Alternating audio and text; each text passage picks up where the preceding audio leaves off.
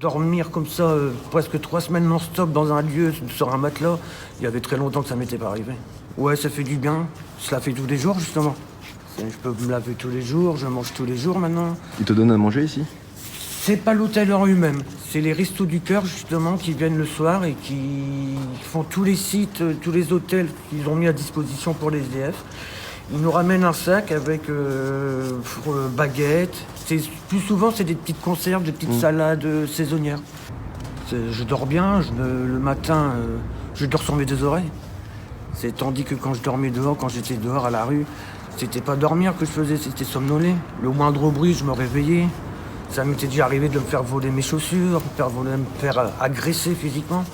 Ici, je dors mieux. Je suis dans ma chambre d'hôtel. J'ai un grand lit, j'ai un matelas. Je dors. Je dors. C'est pas somnoler, je dors.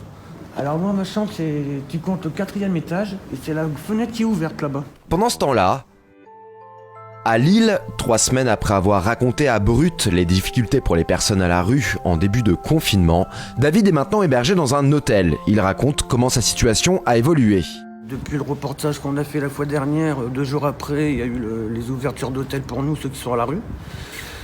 J'y ai été mis de suite, dès l'ouverture, j'ai eu le droit à une place. Pas ici sur l'île, sur l'Homme Saint-Philibert. J'y suis resté là-bas presque 15 jours. Et l'hôtel a fermé là-bas pour différents problèmes. Il y a eu une agression en pleine nuit. Le directeur adjoint qui était de surveillance pour la nuit qui s'est fait agresser physiquement et avec un couteau par des personnes présentes là-bas sur les lieux, des personnes comme moi à la rue. On était 70 là-bas à l'hôtel. Il faut savoir qu'il y avait des personnes aussi, des familles avec des bébés. Et du jour au lendemain, on a su ça du jour au lendemain qu'on était transférés. Du coup, moi j'ai été transféré ici, d'autres personnes ont été transférées ici, dans d'autres hôtels. Et l'auberge de jeunesse, mais il y en a beaucoup qui ont refusé l'auberge de jeunesse. Pourquoi? Il y a qu'une heure de sortie là-bas. C'est-à-dire, par exemple, de 9h à 10h, ils peuvent sortir. Et après, ils sont obligés de rester enfermés là-bas, confinés. Tout en sachant que moi ici, j'ai la chance d'être dans un très bel hôtel, tout seul en chambre, avec une télé, une salle de bain. Et eux, là-bas, ils n'ont rien, ils n'ont pas de télé, ils sont plusieurs par chambre. Et comme j'ai un ami qui devait être transféré là-bas et il ne veut pas y aller parce qu'il ne veut pas rester 12 heures enfermé, plus que 12 heures enfermé non-stop, sans pouvoir rien faire, du coup, il préfère rester dehors. Pourtant, tout le monde doit rester enfermé en ce moment. Oui, mais après, c'est leur choix. Et ici, on a un couvre-feu de 20h le soir jusqu'à 8h le matin. C'est-à-dire de 20h à 8h au matin, on n'a pas le droit de sortir de la chambre. Même ici, fumer une cigarette, venir ici dans la cour, on n'y a pas le droit. C'est comme ça, c'est le règlement que l'hôtel a stipulé, c'est ce que l'hôtel veut. Donc on l'accepte, c'est tout, c'est comme ça. La protection civile, tous les matins, ils viennent prendre, dans chaque chambre, ils viennent prendre la température de chaque personne qui est hébergée par l'hôtel. Ils nous prennent la température, on nous demande comment ça va, si on n'a pas de fièvre, si on tousse pas. Non, pour ça, il y a un bon suivi pour ça. Ils sont à notre écoute et ils vérifient justement si on n'a pas de symptômes par rapport au virus. Puis merci pour tous ceux qui me soutiennent, ne serait-ce que pour vos messages, mais pas que pour moi, pour tous ceux qui sont à la rue, merci pour eux. J'ai eu beaucoup de retours par rapport au premier reportage. Et merci pour eux, c'est super gentil. Et puis continuez, malgré ça, continuez, nous laissez pas de côté. On est comme vous, des humains. Malgré nos erreurs, certaines erreurs qu'on a pu faire, on est comme vous. Les associations estiment qu'au total 200 000 personnes en France vivent dans la rue. Selon le gouvernement, elles sont actuellement 172 000, soit l'équivalent de la ville de Saint-Étienne, à être hébergées dans des centres d'accueil ou dans des hôtels comme David. C'est 15 000 de plus qu'au début du confinement.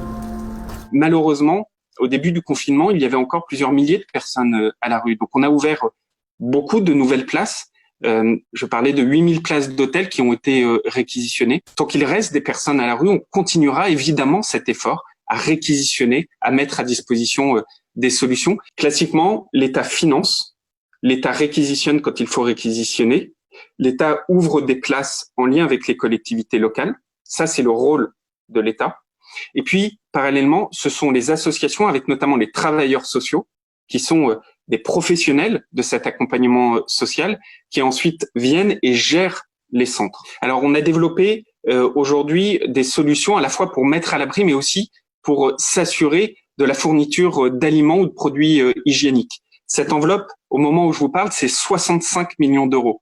Évidemment, s'il faut aller plus loin, on ira plus loin. Je suis très clair dessus. Toutes ces places ne seront pas pérennisées parce que un certain nombre des places d'hôtel, évidemment que l'activité touristique va reprendre. Donc ces places d'hôtel, il faudra bien les redonner à un moment ou à un autre. Mais notre rôle, c'est avec les associations de d'ores et déjà déterminer comment va se passer la période après le confinement. Comment on va pouvoir continuer à mettre à l'abri celles et ceux qui l'ont été pendant cette période de confinement. C'est créer de nouvelles structures, c'est pérenniser un certain nombre d'entre elles. C'est un défi majeur, mais c'est un défi que là aussi nous allons aborder avec beaucoup de détermination parce que notre rôle de solidarité, c'est de pouvoir protéger ces publics-là. Les associations se sont réorganisées pour reprendre une partie des maraudes et garder le contact avec les SDF qui sont toujours dans les rues. La Fondation Abbé Pierre a lancé un appel aux dons pour constituer un fonds d'urgence solidarité. Il a pour but de financer, avec l'aide de l'État, des tickets services pour faciliter les achats de première nécessité des SDF et d'assurer la distribution de kits d'hygiène. Une initiative que Blanche Gardin a relayée sur Brut. Parce que c'est une catégorie de population qui a été la plus durement, on peut dire, touchée par la crise, puisque en plus d'être touchée comme tout le monde par l'épidémie elle-même,